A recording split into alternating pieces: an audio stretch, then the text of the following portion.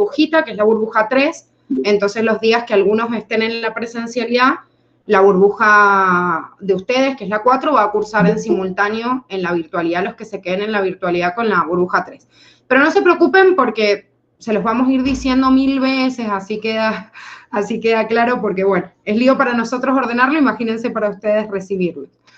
Bueno, antes de ver las dudas de esta primer partecita de la unidad 4, que es toda la parte de oxidación celular, o sea, la parte catabólica, digamos, vamos a ver la última parte teórica que falta y que no estaba en los videos de integración de estas vías de degradación. Terminamos esta parte de teoría, obviamente si tienen alguna duda de esto me van preguntando, y después de esto hacemos una revisión de toda oxidación y ahí me dicen si quedó alguna duda de los videos que vimos ayer y hoy también. En la última parte del apunte de clase, yo estoy en la página 9 del apunte de clase por si lo quieren seguir en paralelo, en la última parte donde estaba la parte de oxidación, tienen un fragmentito que les habla de la regulación de la oxidación celular. Creo que también lo mostramos ayer para analizar justamente la fosfofructoquinasa. Pero en realidad este esquema me hace una síntesis de ya todo el proceso que hemos visto de puntos claves de control. Sepan que no son los únicos, pero son los que Curtis resalta como puntos de control. Entonces sí los tenemos que tener en claro. Por ejemplo, dos enzimas dependientes de la concentración de ATP que sirven como puntos de control para esta vía degradativa, que son la fosfofructoquinasa, que ya vimos que es una enzima de la glucólisis, y la citrato sintetasa, que es una enzima del ciclo de Krebs. Ambas enzimas son dependientes de la elevada concentración de ATP. ¿Qué quiere decir esto? Que sufren un circuito de retroalimentación negativa con respecto a su concentración. Si hay mucho ATP, esto inhibe a la fosfofructoquinasa o inhibe a la citrato sintetasa. ¿Cuál es el fin de inhibir justamente a estas dos vías? Y que justamente si todo esto, desde que yo tengo glucosa hasta que llego al final del transporte de electrones y fosforilación oxidativa, voy a sintetizar mucho ATP, y bueno, si tengo mucho ATP, ¿para qué voy a seguir sintetizando o haciendo etapas intermedias? Entonces, ¿qué hace el ATP acá? Inhibe puntos claves para que justamente se produzca un freno en esta vía de degradación y no se sigan produciendo los compuestos intermediarios. Por otro lado, otro punto de control es la concentración de acetilcoenzima A que inhibe a la reacción que produce la oxidación del ácido pirúvico. Si bien la facultad no les muestra en realidad, digamos, la enzima, no les pone el nombre de la enzima. Hay un mosquito que me va a picar. No les muestra el nombre de la enzima que transforma el ácido pirúvico en acetil-CoA. Lo que hace este acetil-CoA es inhibir a la reacción que produce que el ácido pirúvico se transforme en acetilcoenzima A. ¿Sí? También un circuito de retroalimentación negativa, como el que el ATP hace con estas dos enzimas, bueno, el acetil-CoA lo hace con el ácido pirúvico. Y, además de esto, cuando yo termino toda la vía, como vieron recién en el transporte de electrones y la fosforilación oxidativa, el fin último de todo esto es que la energía sea entregada a esta enzima, que es la ATP sintetasa, que está en la membrana interna de la mitocondria, y tiene como fin producir ATP. Entonces, ¿qué necesito yo para producir ATP? Obviamente, la fuerza protón motriz que se generó, pero además, la bomba ATP sintetasa junta el ADP con el fosfato y sintetiza ATP. Quiere decir que necesita dos insumos, ADP y fosfato. No es esta enzima dependiente de fosfato porque, a ver, para que se den una idea, todos los iones, en realidad aniones y cationes en la célula y en el medio extracelular son muy abundantes dependiendo de la concentración hasta de los líquidos que metemos. O sea, hay fosfato en todos lados, hasta en el agua que tomamos, es un sistema buffer en la sangre, como vamos a ver, que controla el pH, o sea, siempre hay fosfato. Hay fosfato unidos a los aminoácidos, a cada uno de los ácidos nucleicos, entonces todo el tiempo hay fosfato disponible. Lo que no siempre hay disponible es ADP, porque otra vez, si tengo mucho ATP, ¿para qué voy a producir más ATP? Entonces, en el proceso de fosforilación oxidativa, en vez de inhibirse la enzima, la ATP sintetasa, en vez de inhibirse por las altas concentraciones de ATP, se inhibe por las bajas concentraciones de ADP. ¿Qué quiere decir esto? Que si el proceso de fosforilación oxidativa es la síntesis de ATP a partir de ADP, bueno, si no tengo ADP, no puedo producir obviamente el proceso, ¿sí? Entonces, estos son los puntos de control clave de los cuales les habla el libro de Curtis y por eso los tienen que tener muy presentes. Ahora, todo esto que acabamos de ver, el proceso de oxidación celular, fíjense que lo hemos visto en base a un ejemplo, que es la glucosa. Ahora, la glucosa es un compuesto orgánico de un montón que existen en la naturaleza. Y quiero que sepan que el proceso de degradación metabólica que lleva a cabo la célula no se lleva a cabo nada más con la glucosa, sino que yo puedo partir de un montón de compuestos orgánicos, por ejemplo, de otro tipo de azúcar, de una proteína, de un lípido. A ver, les doy un ejemplo. Si nosotros nos levantamos a la mañana y, no sé, salimos a correr, quizás tomamos un desayuno, pero salimos a correr, en el lapso que yo estoy corriendo y necesitan mis músculos energía, van a quemar toda la glucosa que tengan en la sangre, pero va a llegar un momento en que se le va a agotar. Entonces, le van a pedir ayuda al hígado, que almacena glucógeno, y el glucógeno degrada glucosa y se lo manda a la sangre. Pero aún así, si no me alcanza la glucosa que tengo en sangre y el glucógeno que degradé, ¿qué hace el organismo cuando yo le demando, por ejemplo, mucho esfuerzo muscular? Empieza a quemar grasa. ¿Qué significa que empieza a quemar grasa? Que los lípidos se empiezan a degradar y se integran a esta vía de degradación metabólica y después de esto pueden producir ATP también o transformarse de este lípido en un azúcar, por ejemplo, para darle este azúcar al músculo y que lo siga quemando y pueda fabricar ATP. ¿Eso qué quiere decir? Que cualquier compuesto orgánico me puede servir como combustible. Es verdad que la célula elige primero a los azúcares, pero la realidad es que si no tiene azúcares, va a poder utilizar cualquiera de los otros compuestos. Entonces, ¿qué vemos en otras vías catabólicas? Que realmente cualquier compuesto orgánico puede ser integrado a esta vía de degradación. Una proteína, un hidrato de carbono o una grasa también. Y que al fin y al cabo todos van a llevar esta vía, esta ruta, hasta terminar en el ciclo del ácido cítrico, ciclo de Krebs, y en la fosforilación oxidativa producir ATP. Ahora, veamos puntualmente cada uno de ellos. Los polisacáridos, que serían toda la familia de los azúcares, se degradan en monosacáridos, como ya hemos visto en la unidad 1. ¿Cuáles son los monosacáridos que nosotros vimos? La glucosa, la galactosa y la fructosa. Cualquiera de estos tres, que son los que me nombra el libro de Curtis, se pueden integrar a la vía glucolítica. ¿Cómo? Uniéndose en el punto de la glucosa 6-fosfato de la glucólisis. Eso quiere decir que si yo partía, por ejemplo, de la glucosa entra en glucólisis, hace toda la vía de glucólisis, la oxidación del ácido pirúvico y el ciclo de Krebs. Bien, supongamos que yo no tengo glucosa, tengo galactosa. La galactosa viene otra enzima, que es una isomerasa, transforma la galactosa en glucosa, después se fosforila y se transforma en glucosa 6-fosfato.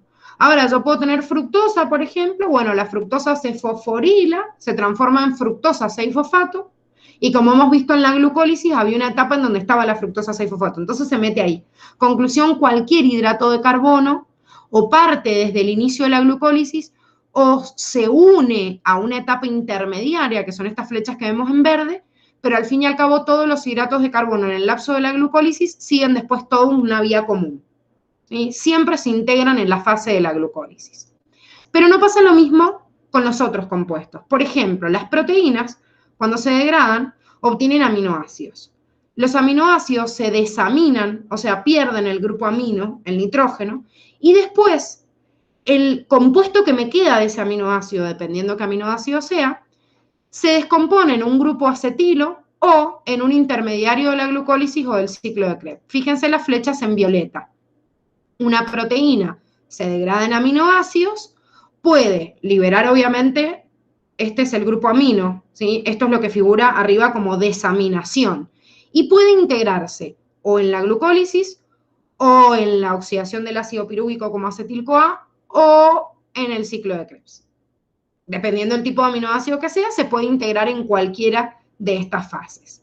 De la misma manera, los lípidos, no estamos tomando el colesterol de ejemplo, el libro de Curtis les toma como ejemplo los triglicéridos, que son la familia de lípidos más abundantes, y les dice que dentro de estos justamente lípidos tenemos dos componentes básicos de los triglicéridos, que son el glicerol y los ácidos grasos.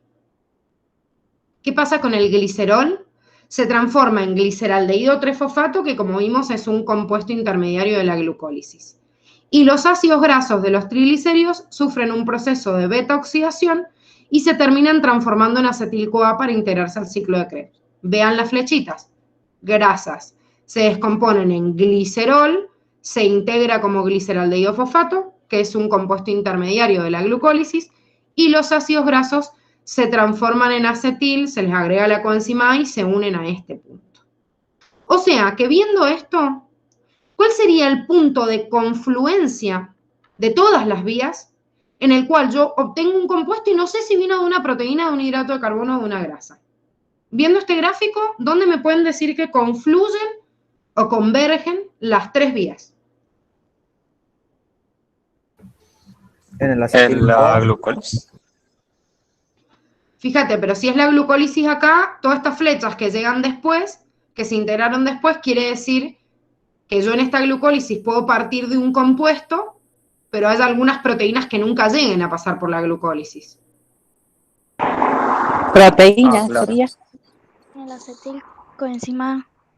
Bueno, si tengo acá el acetilcoenzima A, fíjense que todas estas flechas han confluido antes, pero hay algunas proteínas que se unen directamente al ciclo de Krebs, o ciclo del ácido cítrico, son sinónimos, chicos. Entonces, esta última flecha es la que me ayuda a deducir que en realidad el único punto de confluencia donde yo tengo un compuesto y están todas las vías de degradación de proteínas, hidrato de carbono o grasa, es el ciclo de Krebs. Esta es la vía mancomunada de todos. Porque si elijo el acetil-CoA, excluyo algunos aminoácidos que se unieron acá. Por ejemplo, puedo tener un aminoácido que por una vía degradativa en paralela, todas estas vías, chicos, que son flechas nada más, tienen enzimas y un montón de vías complejas que no las tienen que ver ahora. No se preocupen que en primer año de la Facultad en Bioquímica las van a ver a todas, porque van a ver la degradación de cada una de estas. Ahora nada más tengo que saber que existe una vía en paralelo que me ayuda a degradarlo. Pero puede ser, qué sé yo, que una proteína se transforme, no sé, en isocitrato, y el isocitrato se incorpora acá recién, y no estaba antes en la acetil-CoA. ¿Sí? Entonces me tengo que fijar en la última flecha, que es la que integra todo lo demás. Entonces, todos los compuestos orgánicos pueden ser degradados a través de estas vías de degradación metabólica y tienen una confluencia todos en el ciclo de Krebs. ¿Se entiende? Sí. Sí. Bien, perfecto. Ahora, estamos viendo la degradación. Y si bien el proceso de síntesis, o sea, anabólico, que vamos a estudiar más la semana que viene, ¿sí? Que vamos a meternos en fotosíntesis, que es el ejemplo por excelencia de este proceso justamente anabólico. Si bien recién la semana que viene nos metemos en esto, es importante analizar este gráfico de Curtis, donde me trata de conjugar todas las vías catabólicas y anabólicas en la célula. Y esto, ojo, porque la semana que viene vamos a ver, por ejemplo, la fotosíntesis que hacen algunos tipos de organismos, que son los productores, para llevar a cabo la síntesis de un compuesto desde dióxido de carbono y agua. Nosotros, por ejemplo, no podemos sintetizar dióxido de carbono y a partir del dióxido de carbono y agua un azúcar. Lo tenemos que consumir con la dieta, eso sí o sí. Pero lo que sí podemos hacer es que todos nuestros compuestos lleven una vía simultánea, catabólica y anabólica a la vez. Fíjense que esta gráfica está acostada, pero es muy parecida a esta. Esta es una gráfica de otro libro que el cuadernillo de la Facu se las adjunta. Sin embargo, esta es la gráfica de Curtis. Pero fíjense, ven, lípidos, polisacáridos, proteínas, es como lo mismo que esto, nada más que está acostado. Pero ¿cuál es la diferencia importante que hay en esta gráfica? Que fíjense que hay flechas de ida, pero también hay flechas de vuelta. ¿Qué quiere decir esto? Que así como un lípido, un polisacárido o una proteína se pueden degradar y terminar todas en el ciclo de Krebs y terminar obteniendo energía, también algún compuesto de estos intermediarios puede servir para sintetizar otro compuesto. Por ejemplo, yo tengo que sintetizar una proteína de un hueso y no tengo las proteínas para hacerlo porque esa persona comió muy poca cantidad de proteínas en su dieta. Entonces, ¿qué hace el organismo? Y quizás tiene muchos azúcares, entonces degrada los azúcares en monosacárido los degrada a ácido pirúvico y después desde el ácido pirúvico utiliza una vía de síntesis, sintetiza aminoácidos y fabrica la proteína que necesita. Puede ser, por ejemplo, como les decía recién, que yo esté corriendo intensamente y no tenga polisacáridos para obtener energía. Entonces, el lípido se degrada, se sintetiza, por ejemplo, acetil-CoA, y la acetil-CoA sirve para sintetizar algún monosacárido para después obtener energía, o para almacenar después como glucógeno. Todas las vías de degradación tienen vías de biosíntesis, que son las flechitas que van de vuelta. Y esto lo hacen todas nuestras células, ¿sí? Nosotros como heterótrofos no podemos sintetizar a través de agua y dióxido de carbono los compuestos esenciales a través de esta vía de degradación. Eso es lo que vamos a ver en fotosíntesis, o sea, a partir de esto. Pero hasta la acetil-CoA y todas las vías para allá, tenemos vías de regreso para volver a sintetizar. Incluso desde el ciclo de Krebs se puede volver a obtener algunos compuestos intermediarios, como el ácido pirúvico, que me sirvan para sintetizar otro compuesto orgánico, ya sea un azúcar, una proteína o un lípido, ¿sí? Que obviamente va a seguir desde el ácido pirúvico una vía alternativa a través del acetil-CoA. ¿Se entiende? O sea que la glucólisis, por ejemplo, tiene vías de los dos tipos. Cuando se está generando ATP, esa sería anabólica, y cuando se van degradando los otros compuestos, eso sería catabólica. Bueno, eso es importante. El nombre de las vías, fíjense que acá no están, el nombre de las vías intermediarias. La glucólisis es una vía de degradación. O sea, desde el polisacárido, por ejemplo, cuando el monosacárido voy al ácido pirúvico, a esto le llamo glucólisis. La flechita que va para allá no se llama glucólisis. Se llama de otra forma y es otra reacción, como les digo, de todas las miles de reacciones que hay de metabolismo de estos compuestos y que ustedes no ven como contenido este año. Lo ven en bioquímica en la facu. No se llama igual, pero sí tiene una forma de ir para el otro lado. ¿Se entiende? Pero entonces el ciclo de Krebs sería la etapa final en donde se libera ATP, ¿verdad? Claro, el ciclo de Krebs es la vía de degradación última que, ojo, para liberar ATP, acuérdense que tiene que ocurrir este transporte de electrones o fosforilación oxidativa, porque el ciclo de Krebs da la vuelta y lo único que produce es NAD reducido, y FAD reducido, que después entran justamente al transporte de electrones y a la fosforilación oxidativa para obtener energía. Pero estos compuestos intermediarios del ciclo de Krebs que quedan dando vuelta son insumos que después pueden ser utilizados por una vía de biosíntesis. ¿Por qué es importante entender la dirección de estas flechas, chicos? Porque recuerden que las enzimas son compuestos muy específicos. Eso quiere decir que las enzimas que participan de la glucólisis, por ejemplo, y que me transforman la glucosa en ácido pirúvico, no son las mismas enzimas que después me pueden transformar el ácido pirúvico en glucosa. Son otras completamente distintas, que no las tienen que saber, pero sí saber que son distintas. Las enzimas que hacen una vía, por ejemplo, que transforma la glucosa en glucosa 6-fosfato, no es la misma enzima que me transforma la glucosa 6-fosfato en glucosa. Son dos enzimas distintas. Las enzimas son altamente específicas. ¿Vieron como las proteínas transportadoras que vimos en permeabilidad celular?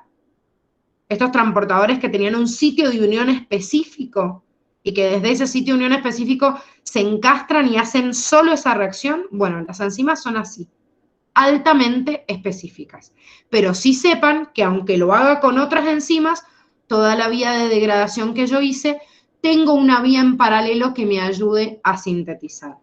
De hecho, en la fotosíntesis que vamos a ver la semana que viene, van a ver cómo a partir de este dióxido de carbono y agua hago toda esta vía para sintetizar un polisacárido y estas vías intermediarias se llaman distinto y tienen otras enzimas que participan, pero al fin y al cabo puedo producir también la glucosa u otro polisacárido de la misma forma que lo degradé.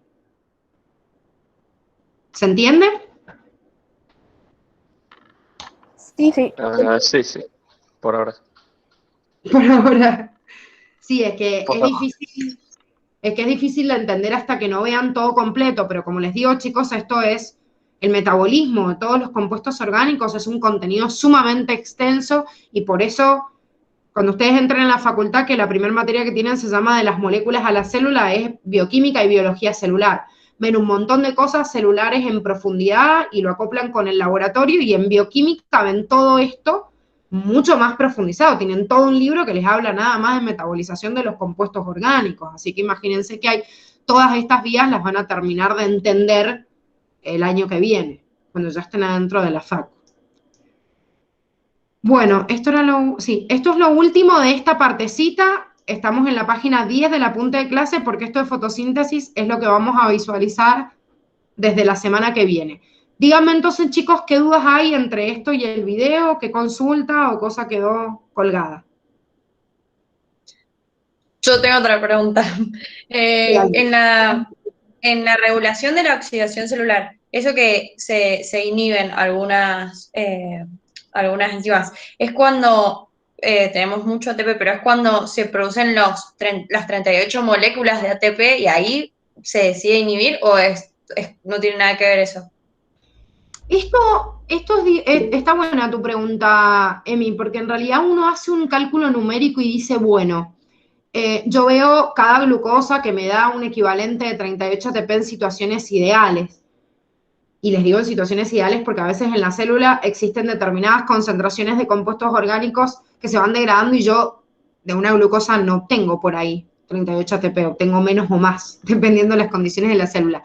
Pero ustedes se tienen que imaginar que todo esto que ustedes vieron es una vía de degradación de una glucosa, pero que la célula, imagínense que está metabolizando miles de moles, o sea que son miles de moléculas, a la vez en la célula, y está obteniendo todo en el nivel energético de lo que demanda la célula. O sea, no es que yo termino 38, o sea, de degradar los 38 ATP y esto me inhibe. No, no, no. Piensen que hay miles de mitocondrias que están sintetizando simultáneamente a través de la cadena de transporte de electrones y la fosforilación oxidativa un montón de ATP, y esto se mide en concentraciones, no por cada mol de glucosa, sino por todo el ATP y además el ATP que necesito. Porque si yo estoy echado y en reposo, seguramente el ATP que voy a consumir es mucho más bajo.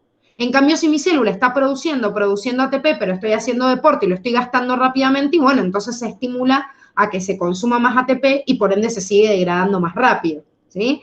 Ustedes están viendo un fragmentito de lo que pasa con una molécula de glucosa, pero nuestra célula es una gran máquina que está degradando miles y miles de moléculas de glucosa en el momento, y que va a depender la concentración de ATP de acuerdo a la actividad que estamos haciendo. Entonces, es una concentración general lo que lo inhibe. Si yo no estoy usando mucho ATP y empieza a crecer la concentración de ATP en la célula, entonces esto lo inhibe. ¿Cuánto es lo que de ATP que tiene que haber? Eso no, es un dato que no tienen que conocer. Es más, ni siquiera lo van a ver en primero de la facu, sino que lo van a ver en segundo, en fisiología. ¿Sí? O sea, sepan que si aumenta la cantidad de ATP, no importa cuándo, no se los pueden preguntar porque es un dato que no lo tienen. Si aumenta mucho la cantidad de ATP, entonces este aumento de mucha cantidad inhibe a las enzimas y retiene el proceso y no degrada más. Porque si no lo consumo y tengo mucho ATP, puedo empezar la vía nuevamente. ¿Se entiende? Sí, gracias. No, de nada. Bueno, ¿alguna pregunta más? Ah, pensé que la Julia estaba levantando la mano, pero ahí dice que no, que fue accidente tocar la manito. ¿Ninguna pregunta más? No, yo tenía una pregunta, pero ya me la respondió recién, así que buenísimo. Bueno, qué bueno. Qué bueno poder anticiparnos. Bueno, ahí Marti dice por ahora no. Y ese por ahora es muy importante, porque cuando uno termina de hacer la lectura bien, por ahí empieza a caer. Chicos, sé que es un fin de semana largo, que van a aprovechar para comer un montón de huevos de Pascua, sobre todo los que sean fanáticos del chocolate como yo. Es un momento para disfrutar con la familia, pero si bien vamos a disfrutar el fin de semana, aprovechen el día de mañana y pasado, aunque sean feriados, para fijar esta unidad. Nosotros siempre a propósito esta unidad la vemos cerca de Semana Santa porque sabemos que hay un feriadito y les ayuda a sentar, porque sé que es una unidad que tiene mucho contenido de química, cosas que cuestan procesarlas y muchas que uno tiene que hasta como conocer de memoria. Entonces, por favor, estos 2 días por lo menos, no sé si sábado y domingo, pero por lo menos jueves y viernes, lean toda esta parte de la unidad para que les queden los resúmenes bien hechos y revisen con estos 3 videos. Porque lo que vemos la semana que viene, como les expliqué recién, es una vía anabólica que de alguna manera es como que tiene algunas cosas en común con esto, pero no iguales, porque son enzimas distintas, entonces es una vía que va para el otro lado.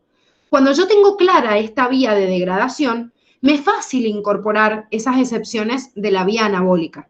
Cuando lo tienen medio colgando, van a ver las vías anabólicas y se les va a empezar a hacer una ensalada terrible. Y la realidad es que imagínense que esta facultad que les encanta tomarles trampas, les mezcla un montón en las opciones de oxidación y de fotosíntesis para que ustedes justamente se confundan, ¿sí? Entonces, fijen toda esta parte de oxidación bien para que puedan ver las diferencias en las vías anabólicas que analizamos la semana que viene, ¿sí?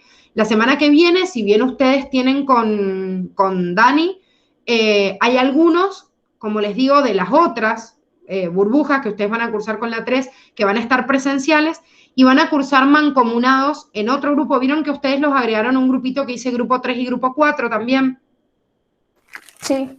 Bueno, en ese grupito que los empezamos a usar desde la semana que viene, de martes a jueves, ustedes van a cursar por ese grupo. El lunes no, el lunes siguen por este grupito que dice grupo 4, pero ahí la Dani les va a indicar porque van a entrar a cursar ese grupo mancomunado. Pero también no se preocupen que de fotosíntesis hay un par de videos para que ustedes los puedan ver un montón de veces y van a ir charlando todas las dudas e ir repasando justamente a través de las reuniones en Meet. ¿Sí? Buenísimo. Bueno, muchachos, Sí, gracias. nos encontramos. ¿Cómo? Gracias. No, gracias a ustedes por estar y participar. Sé que es mucha info, pero denle paciencia, o sea, ténganle paciencia a su cerebro, que a poquito van a ver que va a ir incorporando todo. Que tengan un excelente fin de semana. Igualmente, gracias.